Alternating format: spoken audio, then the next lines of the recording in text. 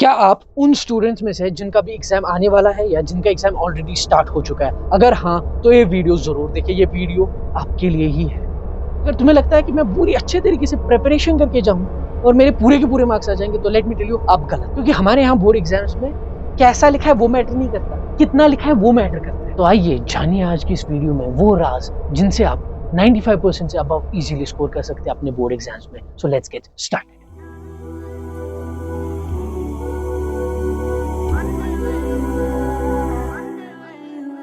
आज की इस वीडियो का फ्रेमवर्क कुछ ऐसा है कि मैं आपको 8 मेन पॉइंट्स दूंगा जो आपको लिखने में मदद करेंगे, जिनसे आप इजीली 95% के आप स्कोर कर सकते हो। और आखिर में मैं आपको 3 इंपॉर्टेंट एडिशनल टिप्स दूंगा, जिसके बाद तो आपको और किसी भी वीडियो को जो कि टिप्स के रिलेटेड एग्जाम से वो नहीं देखना है।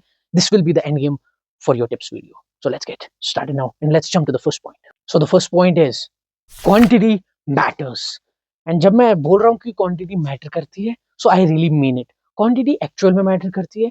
आपको क्वेश्चन में अगर पूछा जा रहा है ना कि व्हाट इज हाइबरनेशन, आप बस इतना मत लिखो कि हाइबरनेशन क्या है, आप उसका पूरा प्रोसेस दे दो, उसके बाद कुछ एग्जांपल्स भी दे दो।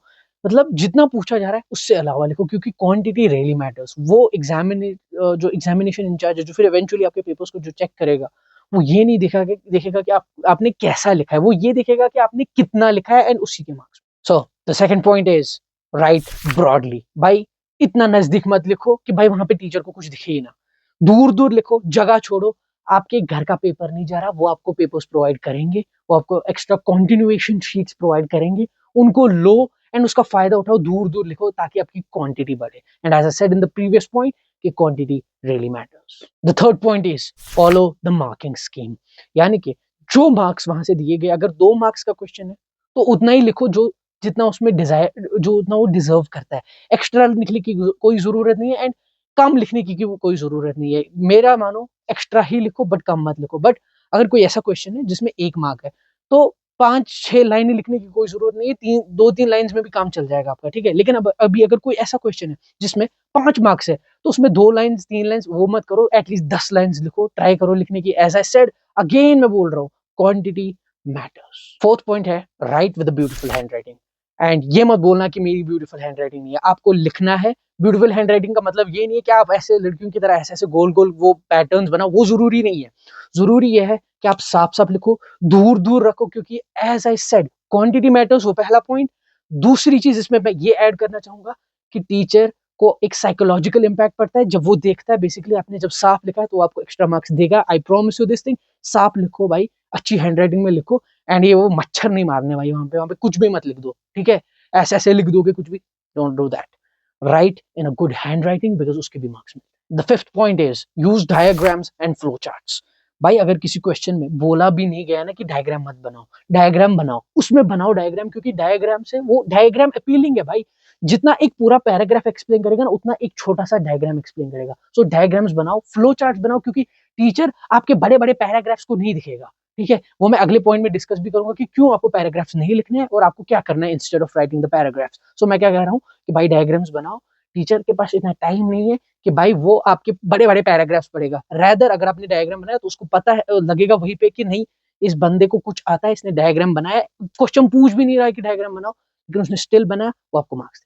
Next point is use bullet points. As I said paragraphs matter नहीं करते हैं, टीचर के पास इतना टाइम नहीं है कि वो आपकी बड़ी बड़ी दास्तानें पढ़ेगा, वो नहीं पढ़ेगा, एंड वो एक टर्न ऑफ है, ठीक है। और उसके अलावा आप क्या कर सकते हो कि आप बुलेट पॉइंट्स में लिखो। भाई अगर किसी के पॉइंट्स है भी नहीं, उसको पॉइंट्स में तोड़ो, पैराग्राफ लिखने की कोई जरूरत नहीं है। एंड उसके बाद जब आप पॉइंट्स को तोड़ोगे, उसके बाद क्या करना है वो मैं अगले पॉइंट्स में आपको बोलूंगा जरूर। So stay tune for that as well. But मैं यहाँ पे बोल रहा हूँ भाई, पैराग्राफ्स मत लिखो ज्यादा। अगर तुम्हें लिखना है तो बुलेट पॉइंट्स में लिखो, क्योंकि टीचर बुलेट पॉइंट्स ज्यादा प्रेफर करेगा पढ़ना rather than the paragraph, क्योंकि पैराग्राफ्स बहुत बोरिंग है, वो आपको भी पता है, मुझे भी पता है। So use bullet points and not the paragraph. Now we come to the seventh point, which is highlight the main points.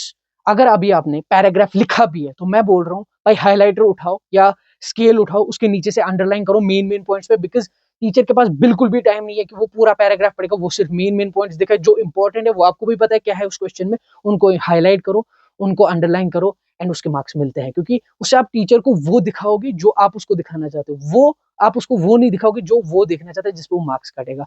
आप उसको वो चीजें दिखाओ जो इंपॉर्टेंट है एंड जिसको वो आपको मार्क्स देगा। It's mind games, it's just the mind games, remember that. Eighth और फाइनल पॉइंट और सबसे ज्यादा by far the most important point है डेकोरेट योर पेपर। भाई स्केल उठाओ, पेपर पड़ा है, उसके यहाँ से भी 2 मार्जिन खींचो, यहाँ से भी 2 मार्जिन खींचो, भाई प्रॉपर सजा दो पेपर, जैसा प्रॉपर लगे कि ये किसी लड़की का पेपर है। भाई उसके मार्क्स मिलते हैं। प्रेजेंटेशन तुम्हारी अच्छी अगर है तो तुम्हें मार्क्स मिलेंगे। टीचर को एक साइकोलॉजिकल इंपैक्ट पड़ेगा कि नहीं, इसने अच्छा लिखा है, क्योंकि बोर्ड एग्जाम में वही मैटर करता है। आपने आपके पास कितना कॉन्सेप्ट है, nobody cares about that. ठीक है, यहाँ पे क्या है, यहाँ पे मार्क्स से मतलब है, तुम्हें मार्क्स कैसे केटर करने, भाई तुम्हें डेकोरेट करना है पेपर को। ठीक है, so far these are the 8 main points जो कि आपको फॉलो करने ही करने हैं जब आप एक पेपर लिखोगे। ठीक है, अभी मैं आपको लेके चलूंगा 3 इंपॉर्टेंट एडिशनल पॉइंट्स पे जो कि आपको फॉलो करने जरूरी है। एंड अगर आपने वो फॉलो नहीं करे, जितने भी मैंने अभी तक 8 पॉइंट्स बोले, किसी काम के। सो पहला एडिशनल एंड सबसे इंपॉर्टेंट एडिशनल पॉइंट है स्टे काम। भाई तुम्हें वहां पे भाई काम रहना है तुम्हें। एंड व्हेन आई से काम, तो अपने काम से काम रखो, और काम रहो CALM। ठीक है भाई, कॉन्सेंट्रेटेड रहो, डरो मत, बिकॉज अगर तुम डरे, नर्वस हुए, तो तुम्हें जो आता है वो भी नहीं कर पाओगे। ठीक है, तो ब्रीथ लो, डीप ब्रीथिंग करो भाई, थोड़ा सा मेडिटेशन करो वहां पे पेपर स्टार्ट होने से पहले, थोड़ा सा प्रे करो, एंड उसके बाद पेपर दो। ठीक है, तब तक पेपर मत दो भाई। ठीक है, एंड कंसंट्रेशन के साथ पेपर दो। उसके अलावा स्टे काम। अगर तुम काम नहीं रहे, तुम सोच रहे हो कि यार मेरा वो क्वेश्चन रहेगा, ये क्वेश्चन रहेगा, तो तुम्हारा जो तुम्हें आते हैं वो भी भूल जाओगे।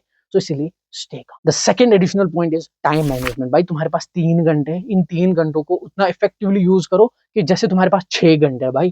ठीक है, अगर एमसीक्यूज पे ध्यान मत दो ज्यादा। भाई एमसीक्यूज सेकंड्स में हो जाते हैं, वो कोई बहुत बड़ी बात है नहीं। ठीक है, उन पे ज्यादा मार्क्स नहीं है। जो मेन मेन क्वेश्चंस है उन पे फोकस करो, एंड पूरा पहले ही पूरा पेपर मत देखो। ठीक है, मैं हमेशा एक स्ट्रेटेजी खुद फॉलो करता हूँ कि भाई जब भी मैं पेपर देता हूँ तो मैं पहले क्वेश्चन से स्टार्ट करता हूँ डायरेक्ट। मैं आगे पीछे नहीं देखता हूँ कि भाई मेरे को कौन आता है कौन नहीं आता, भाड़ में गया। Start from the first question, and जब तुम फर्स्ट क्वेश्चन से स्टार्ट करोगे, प्रॉपर एक बेस बनेगी, एंड तुम्हारे अंदर वो मोटिवेशन बढ़ेगी क्वेश्चन को आगे आगे करने की। पूरा पेपर मत देखो, उससे तुम डीमोटिवेट हो जाओगे भाई। क्योंकि अगर तुम देखो, जब तुम एक पहले ही पेपर पूरा पढ़ लेते हो ना, तब तुम उस क्वेश्चन को भी देखोगे जो तुम्हें नहीं आता है। जब तुम उस क्वेश्चन को देखोगे जो तुम्हें नहीं आता है, वो तुम्हारे दिमाग में बैठेगा, और तुम्हें जो आता है वो भी भूल जाओगे। इसीलिए जो आता है वही करो, ये ठीक है, लेकिन फ्रॉम द वेरी स्टार्ट।